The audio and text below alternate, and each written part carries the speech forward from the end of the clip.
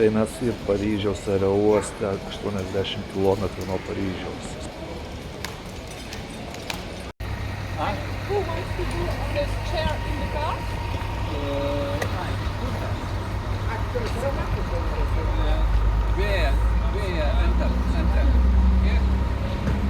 Par où il rentre? Lui, il rentre par là. Ok, come here.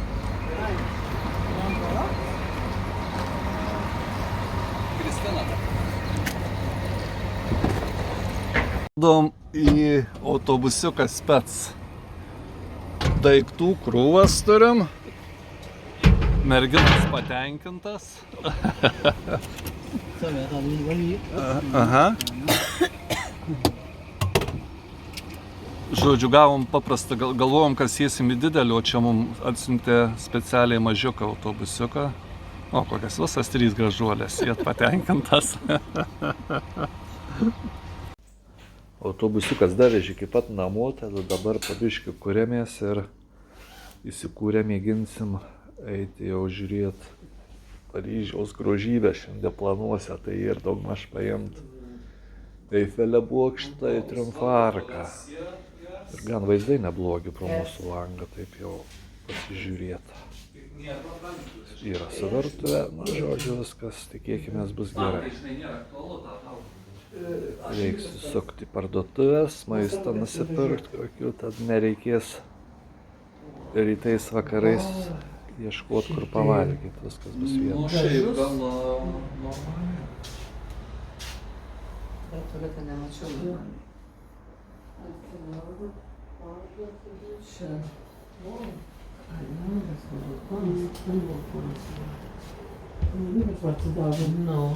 Kas čia yra dar balkonas, Ne. Yra požeminė perėja sveikiem, o neįgaliesiem nėra. Tad mėginsim peršokti čia per kokį, nežinau, 7 ar 8 eilės mašinų. Bus biškį ekstrymą. Prakaits išpylė per tokį srautą, kol pervarė. Dabar liks susirasti liftus, bilietus ir pakilti viršų.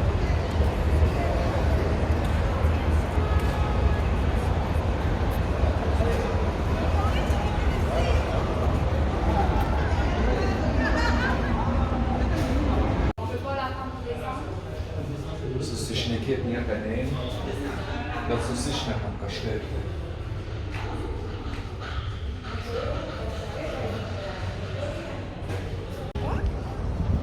Iškilom į Triumfo arką ir atvažiavom aplink, jau čia pats gražiausias vaizdas į Eifelio bokštą yra.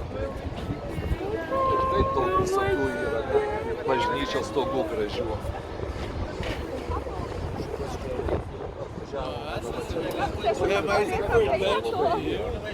Eina, žodžiu, visą Triumfo arką apvažiuot vežimėlių viršun ir visus vaizdus eina matyti. Arkos viduj dar čia yra visokie muziejus, yra maketai, video. Šiaip yra, žodžiu, čia arka pastatyta tą Napoleono įsakymą yra, kad jo žygius pašlovint. Bet jau jisai tuos arkas nesulaukė Pijaus būdams, bet prancūzai pabaigė ir jam numirus. Ta arka skaitos aukščiausia pasaulyje. Bet žmonių visur minės sunku kur prasibraut. Bet šiaip žmonės supypsi lūpom ir pasitraukti, nėra problemų.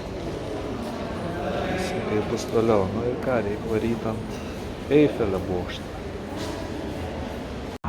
Kol kas visur einam savo klodu, apsiprast biškį, nes yra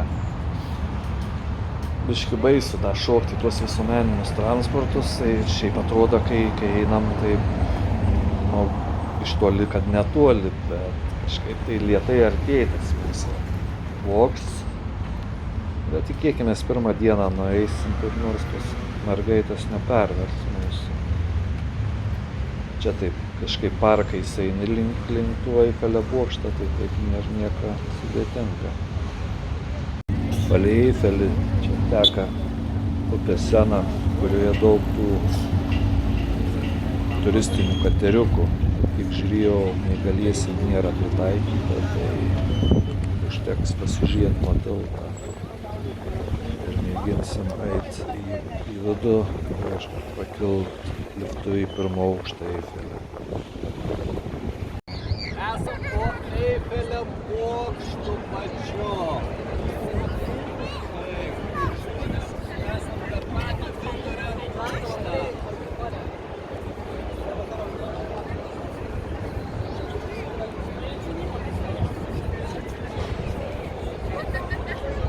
Pamatė pasaulio stebuklą.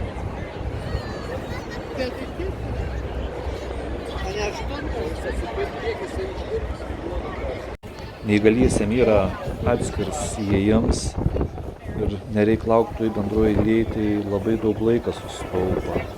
O tai čia vien laukimą mus ir praleistumėm, nežinau čia kiek tų valandų.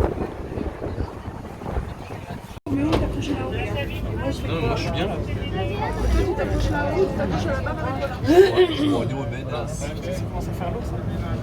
Bet mes jau kylam į viršų. Greitis. Čia nėra didelio.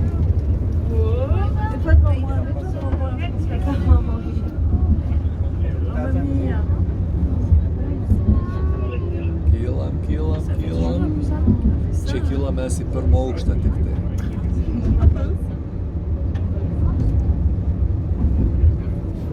Geležinės konstrukcijas į parodijas.